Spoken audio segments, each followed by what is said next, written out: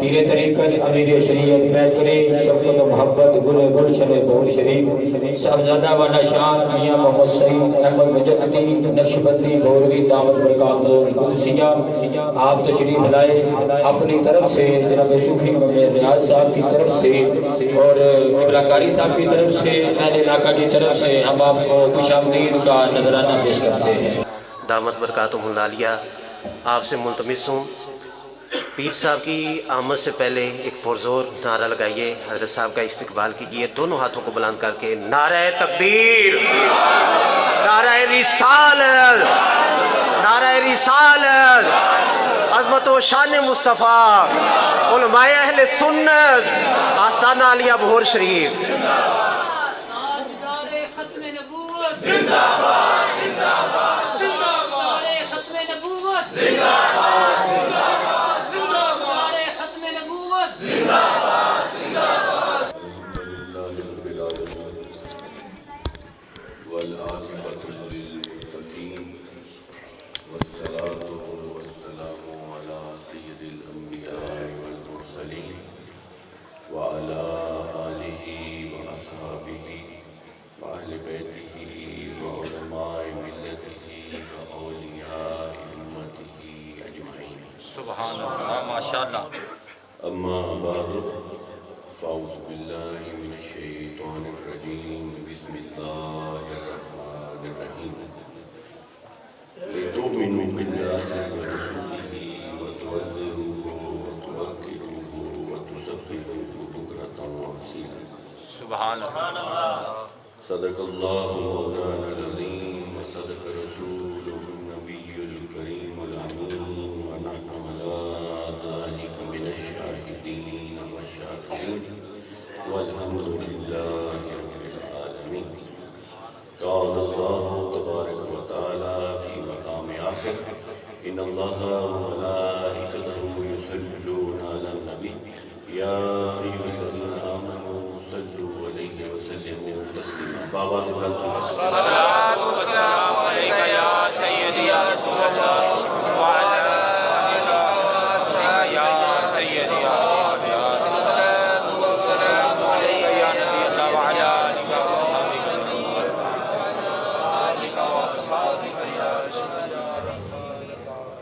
حمد و ثنا کے بعد انتہائی واجب الاحترام علماء کرام، صوفیاء اعظام، برادران طریقت اور برادران اسلام، یہ انتہائی سعادت اور مسرت کی گھڑیاں ہیں کہ ہم یہاں پر جمع ہو کر حضور علیہ السلام سے اپنی محبت کا اظہار کر رہے ہیں۔ ماشاءاللہ۔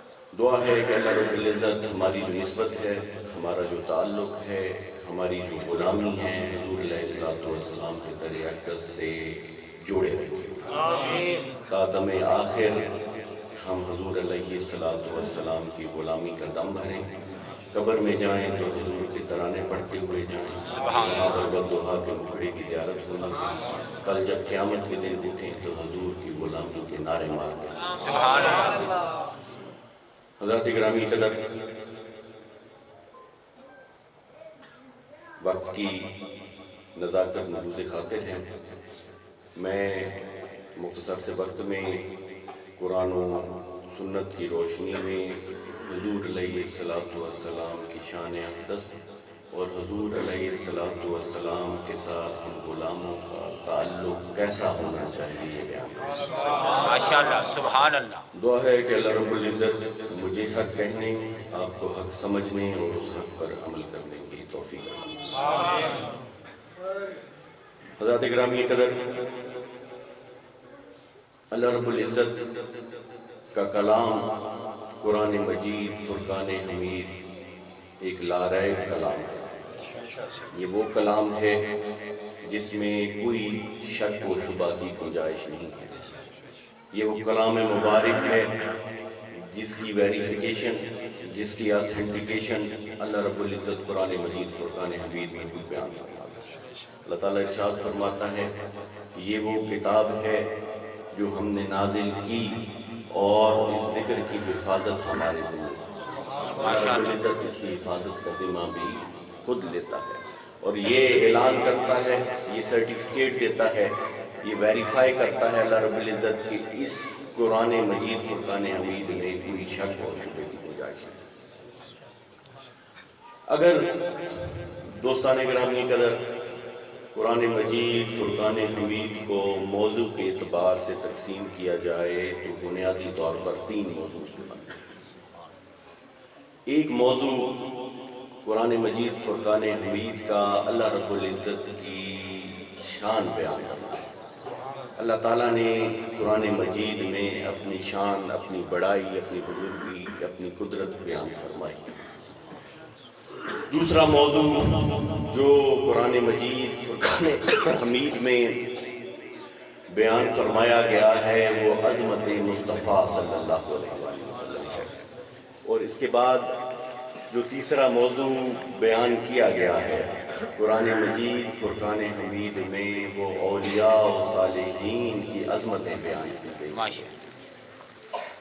تو اللہ تعالیٰ نے قرآن مجید فرقان حمید میں اپنی شان بیان فرمائی ہے، اللہ تعالیٰ نے اپنی بڑائی بیان فرمائی ہے، اللہ رب العزت نے اپنی بزرگی کا بیان فرمایا ہے، اللہ تعالیٰ نے اپنے آپ کو قدیم قرار دیا ہے، اللہ تعالیٰ نے قرآن مجید میں اپنے آپ کو عظیم قرار دیا ہے، اللہ رب العزت نے قرآن مجید فرقان حمید میں خود کو اکبر قرار دیا ہے۔ ماشاءاللہ، سبحان اللہ۔ پھر جب باری آتی ہے میرے تمہارے آقا کی، حضرت محمد مصطفیٰ صلی اللہ علیہ وسلم، جہاں اللہ رب العزت نے اپنا ذکر مبارک رکھ دیا وہاں مصطفیٰ کریم کا بھی ذکر۔ سبحان اللہ، ماشاءاللہ۔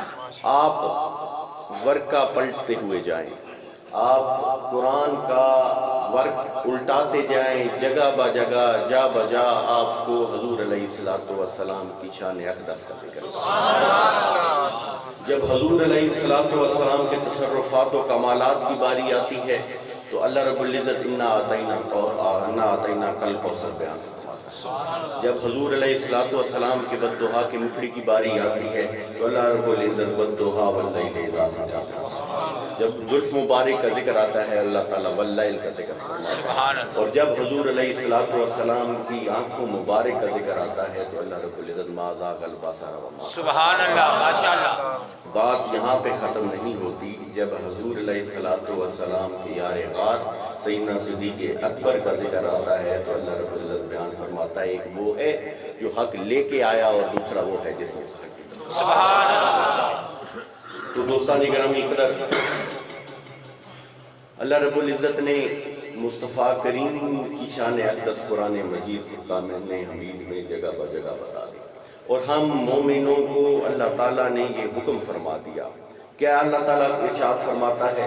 کیا حکم فرماتا ہے؟ اللہ رب العزت ارشاد فرماتا ہے لِتُؤْمِنُوا بِاللَّهِ، ایمان لاؤ اللہ پر، وَرَسُولِهِ، میرے رسول علیہ السلام پر۔ پھر فرماتا ہے وَتُعَزِّرُوهُ وَتُوَقِّرُوهُ وَتُسَبِّحُوهُ بُكْرَةً وَأَصِيلًا۔ اب پہلا حصہ اس میں مفسرین کرام فرماتے ہیں اللہ رب العزت نے ایمان کے 3 درجے بتا دیے اس آیت مبارکہ میں۔ پہلے ارشاد فرمایا ایمان لاؤ اللہ پر، ایمان لاؤ حضور علیہ السلام کی ذات اقدس پر۔ پھر ارشاد فرماتا ہے وَتُعَزِّرُوهُ، تعظیم کرو، وَتُوَقِّرُوهُ، توقیر کرو میرے مصطفیٰ کریم علیہ السلام۔ مصطفیٰ کریم کا ادب اور عشق کرو، مصطفیٰ کریم علیہ السلام کی محبت کو اپنے دل میں گھر کرو۔ یہ بیان فرما دیا جاتا ہے دوستان گرامی قدر۔ اور پھر اللہ تعالیٰ کیا ارشاد فرماتا ہے وَتُسَبِّحُوهُ بُكْرَةً وَأَصِيلًا، پھر صبح شام میری پاکی بیان کرو، پھر صبح شام میری پاکیزگی بیان کرو۔ حضرت آپ تشریف رکھیں۔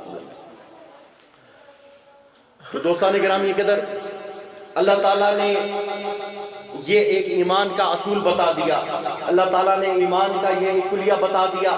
اللہ تعالیٰ نے پہلے یہ بتایا، اصول تو دوستان گرامی قدر یہ ہونا چاہیے تھا کہ اللہ تعالیٰ ہمیں حکم عطا فرماتا کہ ایمان لے کر آئیں، میری ذات اقدس پر ایمان لے کے آئیں، मेरे मुस्तफ़ा करीम पर ईमान लेके आए।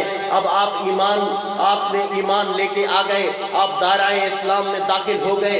ईमान लाने के बाद फिर अल्लाह ताला हमें हुक्म देता व तुसब्बिहूहु बुक्रतन वसीला, सुबह भी मेरी पाकी बयान करो और शाम की भी मेरी पाकी बयान करो। गोया अल्लाह ताला अपनी इबादत का हमें हुक्म देता, फिर अल्लाह ताला हमें नमाज कायम करने का हुक्म देता, अल्लाह रब्बुल इज़्ज़त हमें रोज़ा रखने का हुक्म देता, अल्लाह रब्बुल इज़्ज़त हमें ज़कात देने का हुक्म देता, अल्लाह रब्बुल इज़्ज़त हमें हज करने का हुक्म देता। अल्लाह ताला गोया हमें हकूकुल्लाह बयान फरमा देता कि अभी आप ईमान ले आए हैं, ईमान लाने के बाद आप सुबह शाम मेरी पाकीज़गी बयान करो, मेरी बयान। मगर दोस्ताने किराम ये कदर, ईमान लाने के बाद अल्लाह ताला ने बीच में एक और शर्त रखी। वो क्या शर्त रखी है? अल्लाह ताला इरशाद फरमाता है वतुअज़्ज़िरूहु वतुवक्किरूहु, आप ईमान ले आए हो, मगर आपका ईमान तब तक कामिल नहीं होगा जब तक मुस्तफ़ा की ताज़ीम हो, जब तक मुस्तफ़ा की तौक़ीर नहीं करोगे। नारे रिसालत, अज़मत व शान मुस्तफ़ा, हसन आलिया बोशरी, हज़रत साहब, मुस्तफ़ा की तौक़ीर नहीं करोगे। अल्लाह रब्बुल इज़्ज़त ने कुरान मजीद फुरकान हमीद में ये बुनियादी असूल बता दिया कि ईमान ले आए हो, मुझ पर ईमान लाए, मेरे मुस्तफ़ा पर ईमान लाए। अब लाने के बाद जाके मुसल्लों पे ना सजदा रेज़ हो जाना, अब जाके लंबी लंबी इबादतें ना शुरू कर देना, अब जाकर लंबे लंबे रोजे चिल्ले ना काटना शुरू कर देना।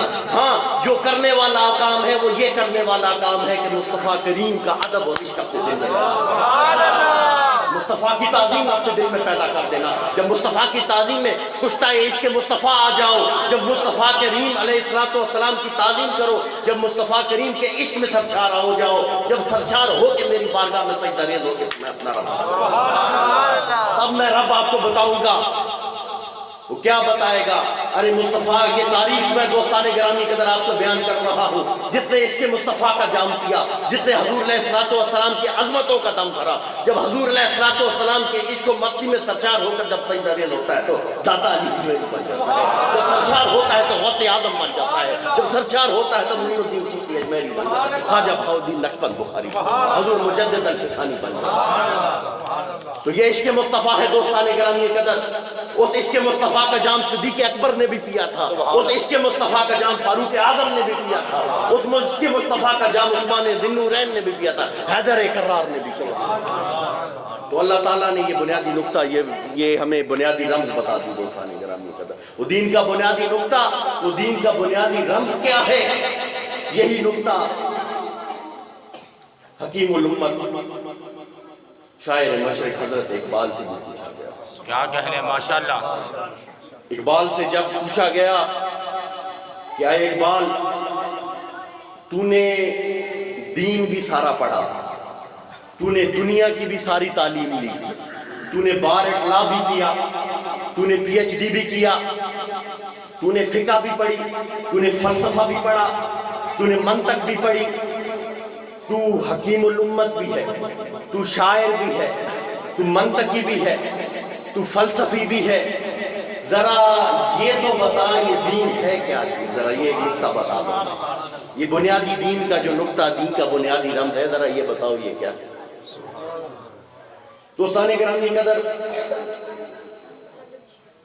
इकबाल से पूछने वाले ने ये कहा कि ये जो दीन के ठेकेदार बने फिरते हैं, लंबे चौड़े लेक्चर दे दे के, लंबी चौड़ी तकरीरें, मसले सुना सुना के हमें कहीं का नहीं छोड़ा, हमें कहीं दीन की बुनियादी रम्ज़, बुनियादी नुक्ता तो हमारा कहीं खो गया है। ज़रा ये बता दीन का नुक्ता क्या है? उसने बुनियादी नुक्ता दीन का बयान करने से पहले इकबाल ने एक असूल बताया, एक बुनियादी असूल बता दिया। इकबाल ने क्या असूल बताया? इकबाल कहता है, दीन गर्दद पुख्ता बे आदाब इश्क, दीन बगीरत सोहबत अरबाब इश्क। इकबाल ने ये बता दिया हमें कि दीन सीखना है तो किसी बेअदब के बूहे पे मत जाना, किसी बेअदब के दरवाजे पे मत जाना, किसी बेअदब की दहलीज और चौखट पे मत जाना, वहां न जाना जो बेअदब होता है, बल्कि उसके दर पर जाकर दीन सीखना। दीन बगीरा सोहबत अरबाब इश्क, उसके दर पर जाना जो इश्क मुस्तफ़ा में सरशार होता है, उससे पूछना दीन का बुनियादी रम, दीन का बुनियादी नुक्ता उससे पूछना। तो गोया इकबाल ने हमें बता दिया کہ دین سیکھنا ہے تو بارگاہ صدیق اکبر میں جانا ہوگا، دین سیکھنا ہے تو بارگاہ فاروق اعظم میں جانا ہوگا، دین سیکھنا ہے تو بارگاہ عثمان ذی النورین میں جانا ہوگا، دین سیکھنا ہے تو بارگاہ شیر خدا علی المرتضیٰ میں جانا ہوگا، دین سیکھنا ہے تو حسنین کریمین کے دامن سے وابستہ ہوگا۔ اقبال نے ہمیں بتا دیا دین سیکھنا ہے تو امام اعظم سے سیکھنا ہوگا، دین سیکھنا ہے تو غوث اعظم سے سیکھنا ہوگا۔ سبحان اللہ، سبحان اللہ۔ یہ بتا دیا اقبال نے دوستان گرامی قدر۔ پھر اقبال نے ہمیں دیگر رمز بتایا، سادہ سی بات اقبال نے کر دی۔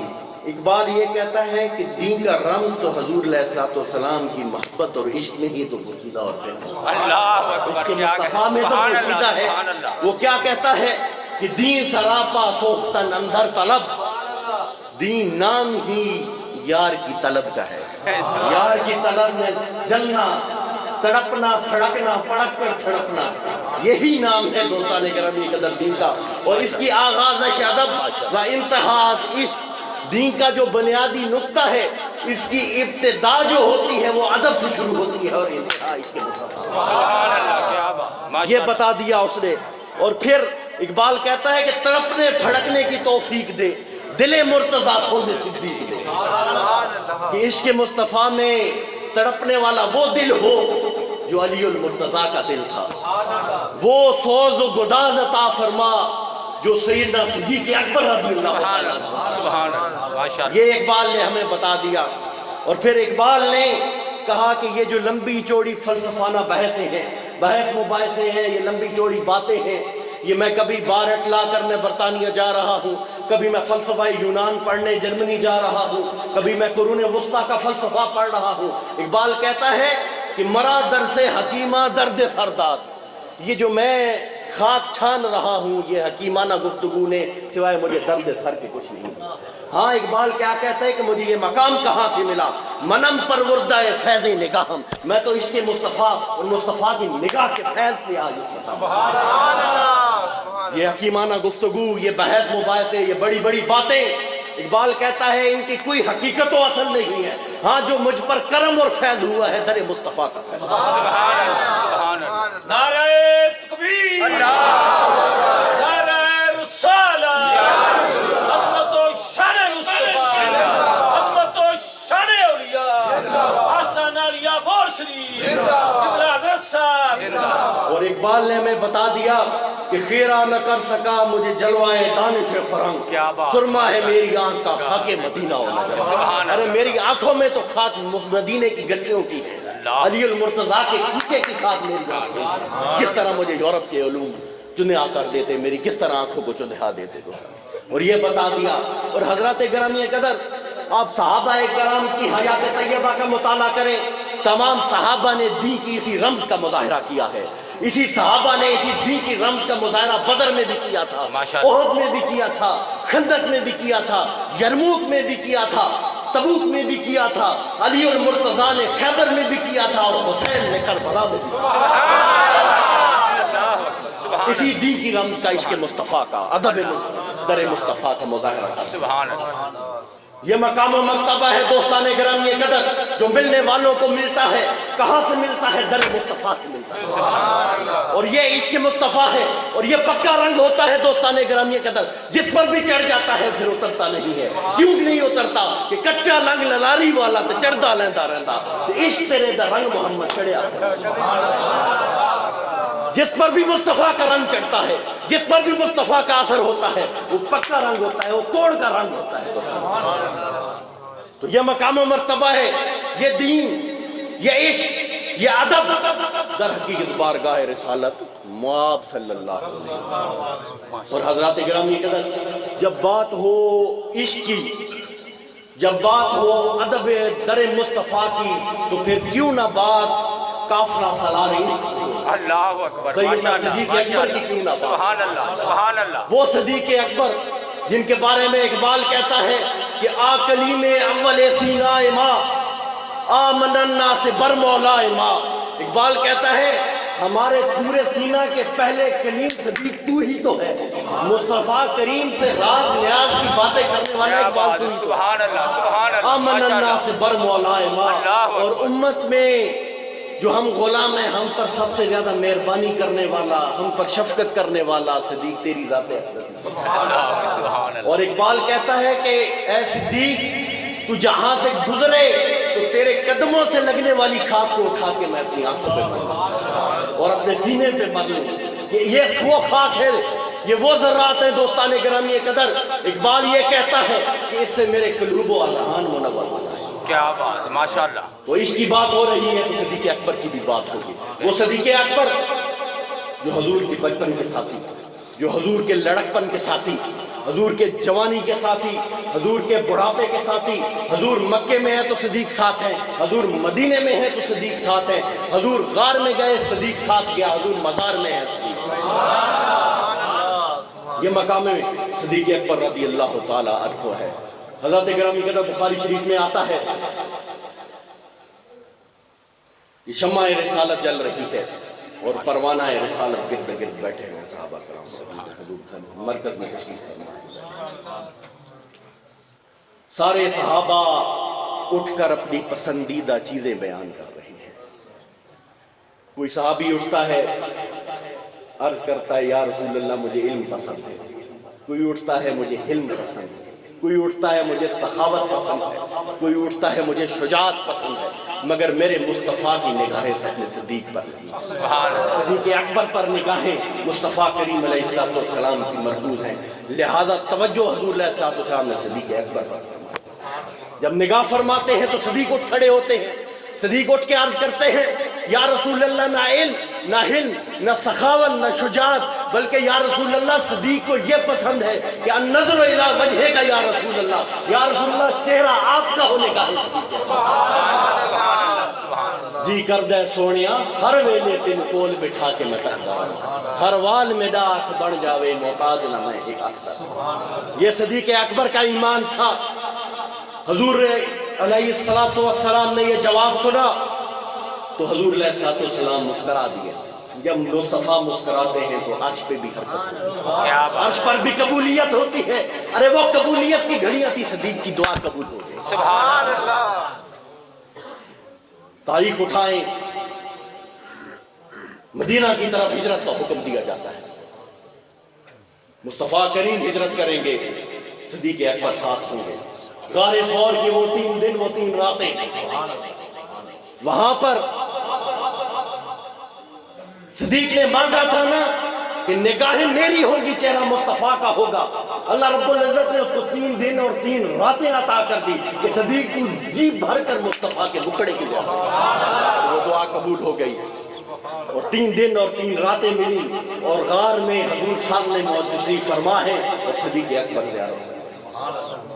تو یہ دوستان گرامی قدر مقام و مرتبہ سیدنا صدیق اکبر رضی اللہ تعالیٰ عنہ کا، اور صدیق اکبر پر حضور علیہ السلام نے اپنا رنگ چڑھا دیا۔ اللہ اکبر، ماشاءاللہ۔ جو حدیث پاک میں آتا ہے، صدیق اکبر ارشاد فرماتے ہیں کہ جو انوار و تجلیات مصطفیٰ کریم علیہ السلام کی ذات اقدس پر پڑھ رہے تھے وہ منعکس ہو کر میرے اوپر، مصطفیٰ کریم نے میرے سینہ اقدس پر ہاتھ مبارک پھیرا اور جو مصطفیٰ کے سینے میں تھا وہ آپ نے مجھے عطا فرمایا۔ سبحان اللہ، ماشاءاللہ۔ بٹی تھی غار ثور کی خلوت میں جو نعمت ہے، اس میں خاص حصہ نقش بند کے شیخ جو خاص نعمت بٹی تھی، اللہ خاص برکتیں انوار و تجلیات بٹے تھے۔ پھر وہ چلتے چلتے جزیرہ نما عرب سے ماورا اور نہر میں آ گئے، آتے آتے پھر بخارا کی پاک اور معطر سرزمین پر آسمان ولایت کا ایک آفتاب سبحان اللہ، جس کو سیدنا بہاؤالدین نقشبند بخاری، یہ وہ بہاؤالدین نقشبند بخاری آسمان ولایت کے وہ آفتاب ہیں کہ جن کو اپنے شیخ نے خلافت عطا فرمائی اور اپنے سینے سے لگا کر کہا کہ تو ہے تو میرا مرید مگر قیامت تک میرا کوئی نام نہیں لے گا، بہاؤالدین نقشبند تیرے نام کے ٹنکے بنے، یہ بتا دیا۔ اور وہ ساری تجلیات انوار چلتے چلتے سرزمین بخارا پر آئیں اور سیدنا بہاؤالدین نقشبند بخاری، یہ وہ فیض تھا دوستان گرامی قدر۔ تو غار ثور کی وہ بابرکت راتیں انوار و تجلیات منعکس ہو کر سیدنا صدیق اکبر رضی اللہ تعالیٰ عنہ کی ذات اقدس پر پڑھیں۔ صدیق کو پیاس لگتی ہے دوستان گرامی قدر، غار میں، حدیث بیان کر رہا ہوں کہ جیب سے بعد میں پیاس لگتی ہے، پانی کا کوئی بندوبست نہیں ہے، حضور بھی ساتھ بیٹھے ہیں، کوئی ساتھ پانی نہیں ہے۔ صدیق یارو ہمیں عقیدہ بھی سکھا دیتا ہے، صدیق ہمیں ایمان بھی سکھا دیتا ہے۔ پیاس لگتی ہے، صدیق کو پتہ ہے کہ مصطفیٰ کے پاس پانی نہیں ہے، مگر پھر بھی بارگاہ مصطفیٰ میں عرض کر رہا ہے، بارگاہ رسالت ماب میں عرض کر رہا ہے کہ یا رسول اللہ پیاس لگی ہے، پانی ہے۔ حضور علیہ السلام حدیث پاک میں آتا ہے کہ غار کا سینہ جو غار کا صدر ہوتا ہے اس کی طرف اشارہ فرماتے ہیں اور وہاں سے پانی کا چشمہ، وہ پانی کا چشمہ پھوٹ اٹھتا ہے، وہ پانی پھر سیدنا صدیق اکبر رضی اللہ تعالیٰ عنہ نوش فرماتے ہیں۔ جب بعد میں صحابہ نے پوچھا کہ صدیق وہ بتا تو صحیح ذرا وہ پانی کیسا تھا جو تو نے غار میں پیا؟ وہ پانی آپ فرماتے ہیں انہیں کہ وہ شہد سے زیادہ میٹھا پانی تھا، وہ دودھ سے زیادہ سفید پانی تھا، وہ اتنا ٹھنڈا پانی تھا کہ زمین پر کوئی چشمہ ایسا نہیں کہ اتنا ٹھنڈا پانی تھا۔ تو گویا محدثین کرام بیان کرتے ہیں کہ ادھر حقیقت حوض کوثر کا پانی تھا جو مصطفیٰ نے، سبحان اللہ سبحان اللہ ماشاءاللہ، صدیق نے کوثر کا وہ پانی بھی پیا اور کچھ پڑھا بھی کچھ سنایا بھی۔ صدیق نے کیا کہا کہ پانی کوثر تک پیندے ہو کہ تھوڑے سنگ تال نہیں لجپال سڑی دے۔ یا رسول اللہ آپ کے سنگ تو ہم نے تب لگائی ہیں، آپ سے تو بڑا کوئی لجپال ہی نہیں۔ یہ صدیق اکبر کا عقیدہ ہے۔ مشکل پیش آتی ہے تو بارگاہ رسالت ماب میں رجوع کرنا، یہ صدیق ہمیں بتا گیا ہے۔ تو ہم اللہ والوں کے پاس کیوں جاتے ہیں؟ صدیق اکبر کا یہ طریقہ ہے حضور کے بارے میں۔ یہ طریقہ کار ہے دوستان گرامی قدر صحابہ کا اور حضرات گرامی قدر۔ آپ صحابہ کرام کی حیات طیبہ کا مطالعہ کریں، حیات صحابہ کو اگر آپ پڑھیں وہ سراپا ادب مصطفیٰ ہے، سراپا عشق مصطفیٰ ہے، حضور کی تعظیم کے عظیم اور روشن باب ہے صحابہ کی حیات۔ یہ وہ مقام ہے۔ اور دوستان گرامی قدر صحابہ کو اس لیے آسمان ہدایت کے ستارے کہا گیا کہ آسمان ہدایت کے ستارے، حضور علیہ السلام ارشاد فرماتے ہیں کہ اصحابی کل نجوم بأیہم اقتدیتم اہتدیتم، کہ میرے جو صحابہ ہیں وہ ستاروں کی مانند ہیں، ان میں سے جس کسی کی بھی پیروی کرو گے ہدایت کو پاؤ۔ حضرات گرامی قدر آج کا پرفتن دور ہے۔ آج کے دور میں بعض جہلان خام خیالی میں اہل بیت اطہار کو صحابہ کرام کے مقابلے پر کھڑا کر دیا گیا ہے۔ آج کچھ لوگ بیان کرتے ہیں کہ صحابہ کا مقام بڑا، کچھ کہتے ہیں اہل بیت اطہار کا مقام بڑا، مگر ہم دوستان گرامی قدر اہل سنت والجماعت ہیں۔ ہمارا یہ عقیدہ ہے کہ صحابہ کو شان ملتی ہے در مصطفیٰ سے، اہل بیت اطہار کو بھی شان مصطفیٰ، مصطفیٰ شان والے ہیں تو صحابہ شان والے ہیں۔ سبحان اللہ ماشاءاللہ۔ ہم اہل سنت کا نہ صحابہ کے بغیر گزارا ہے نہ اہل بیت اطہار کے بغیر۔ کیا کہ ہم جو لوگ ہیں آپ سمجھدار لوگ ہیں، آپ مجھے بتائیے ایک جسم ہے، کیا وہ دل کے بغیر زندہ رہ سکتا ہے؟ کیا وہ جگر کے بغیر زندہ رہ سکتا ہے؟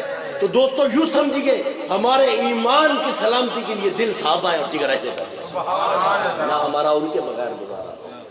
وہ کیوں ہو؟ کیونکہ ہدایت کو صحابہ کے دامن سے وابستہ کر دیا گیا اور فرمایا کہ جس کو ہدایت چاہیے، جو ہدایت چاہتا ہے، صحابہ کے لڑ پکڑ لے ان کے دامن سے، اور پھر ایمان کو پہلو اہل بیت میں رکھ دیا۔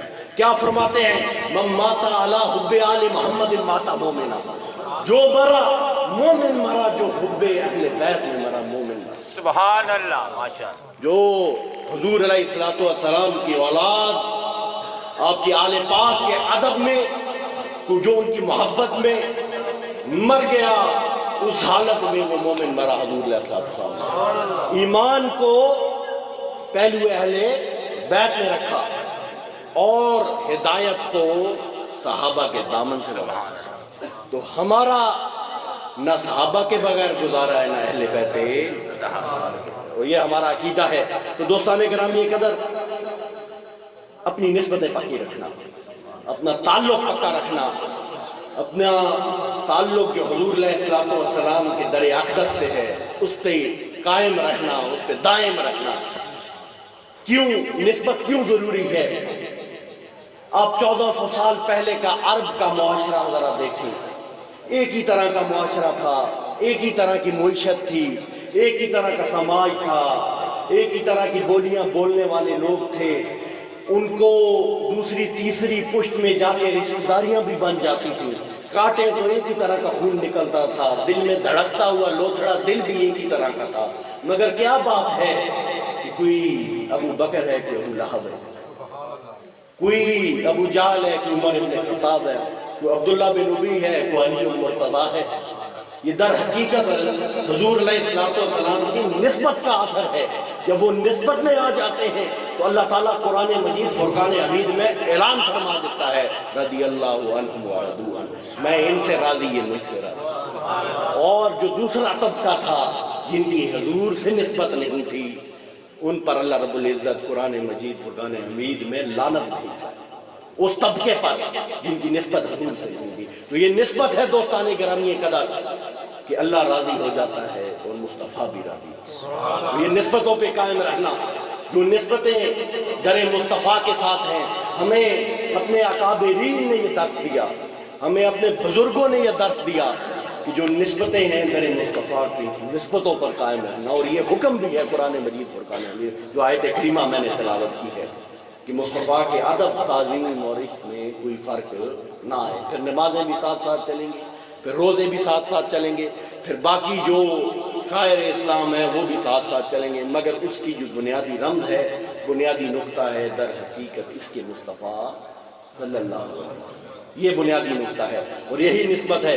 میں اکثر اپنے تقریروں میں ایک مثال دیتا ہوتا ہوں، میں بات ختم کرنا چاہ رہا ہوں کہ نسبت کیا چیز ہے۔ میں ایک مثال دے کے اکثر سمجھاتا ہوں کہ ایک ننھی چیونٹی، پپیلی چیونٹی جو ہوتی ہے نا، اس کو یہ خواہش ہوئی کہ میں کسی طریقے تک کعبے تک پہنچ جاؤں، مور مسکین حوصداش کے در کعبہ رسد۔ پھر اس کو ایک ترکیب سوجی کہ 10 بر پائے کبوتر زد و ناگا رسی۔ ایک ننھی عاجز چیونٹی تھی، اس کو خواہش ہوئی کہ میں کسی طریقے تک کعبے تک پہنچ جاؤں۔ اب وہ ننھی عاجز چیونٹی تھی، مسکین پاؤں کے نیچے روندی جاتی، کیسے پہنچ سکتی تھی۔ اس کو ایک ترکیب سوجی، یہ جو کبوتر اڑ رہے ہوتے ہیں نا، کعبے کے ارد گرد طواف کر رہے ہوتے ہیں، اڑ رہے ہوتے ہیں، اس نے اپنا پنجہ مارا اور اس کے پاؤں کے ساتھ چپک گئی۔ وہ جب اڑا تو اس کو اڑا کے کعبے تک لے گیا۔ تو یارو ہماری مثال بھی اس عاجز اور ننھی چیونٹی والی ہے، اور یہ دعا کیا کرو کہ ہمیں کسی کبوتر حرم کا پاؤں مل جائے کہ ہم حرم اور صاحب حرم تک پہنچیں، کسی اللہ والے کا پاؤں ہمیں مل جائے کہ جس کی نسبت سے، جس کے ساتھ ہم پیوست ہو کر، جس کے دامن سے وابستہ ہو کر ہم اللہ رب العزت کی بارگاہ اقدس در مصطفیٰ تک پہنچ جائیں۔ اور یہی پیغام ہے کہ اپنی نسبتوں پر قائم رہنا، تعلق استوار کرنا۔ جو تمہارا تعلق حضور علیہ السلام کے ساتھ ہے، صحابہ کرام کے ساتھ ہے، اہل بیت اطہار کے ساتھ ہے، اولیاء و صالحین کے ساتھ ہے۔ اور دوستان گرامی کے اندر یہی درس دیا جاتا ہے۔